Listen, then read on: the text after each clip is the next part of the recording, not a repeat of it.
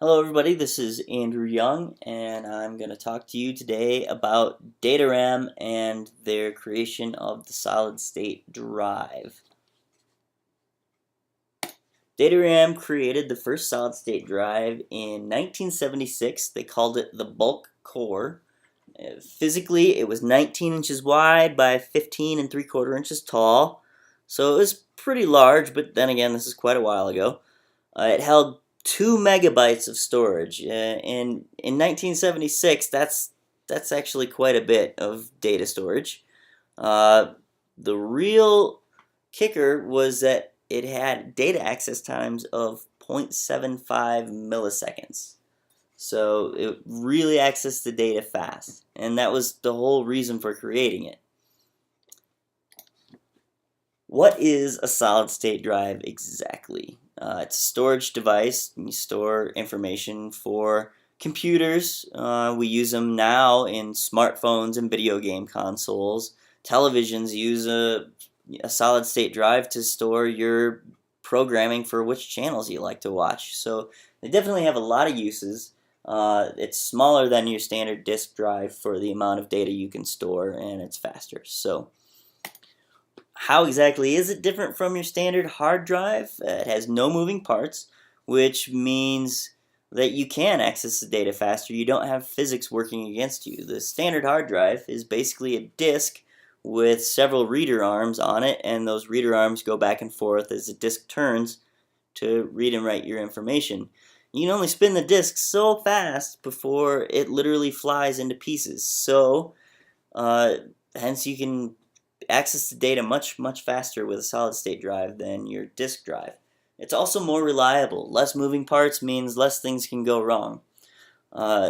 So your solid state drive uses semiconductor chips instead of disks, which allow you to access that data faster. The other main thing is it's a little bit more expensive, but that's because you're basically paying for the speed at which you can transfer the data instead of how much data you can actually save. How exactly does a solid state drive work? Solid state drive stores the information in binary code, which is a series of ones and zeros, and that's how your computer can read it. The computer speaks to its different components using binary code. The binary code is saved in transistors that are laid out in a grid with columns and rows, and if the chain of transistors conducts a current, it's got a value of 1. If it doesn't conduct a current, it's got a value of 0. So at first all the transistors are set to 1. When you save something, current is blocked to some of the transistors, which turns them to 0, which creates your binary code on the disk image, the grid of hundreds of thousands of transistors, millions of transistors actually. Why was the solid state drive created? Well, Dataram created the bulk core in an effort to make data storage faster. It's going to load programs faster, it's going to access your data faster, and in turn you can work faster. It's great for things like small databases where for important businesses like on Wall Street, where having that saved information and having access to it instantly is financially important, as well as it's just easier to have data that moves faster. Now we found that you can use it to save your operating system on, or large programs, because they're going to open faster if they're saved on a solid state drive instead of your regular hard drive. They're going to be able to send the information back and forth faster, so they'll run faster. Which is why you see a lot of computers that are set up with a solid state drive in combination with a standard drive. All of the programs are saved on the solid state drive, so they load up faster and they run faster.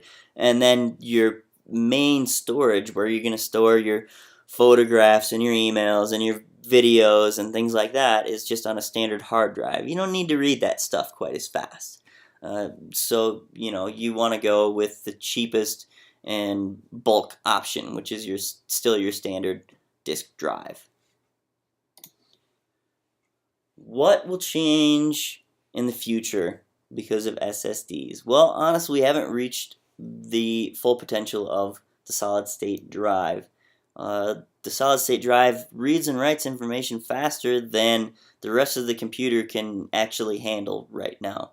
So we're kind of at a bottleneck.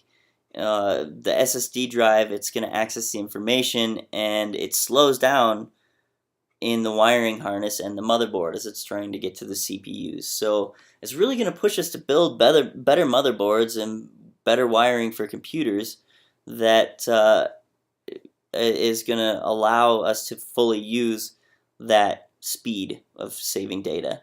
It's also urging people to create those larger programs that are going to have more multiple storage locations that are going to use solid state drives for fast information access, the information that maybe is even behind the scenes and the user actually doesn't see, but it's going to pull up a certain file in order to do a calculation, and it's going to store that file on the solid state drive. Why? Because it can access it really quick.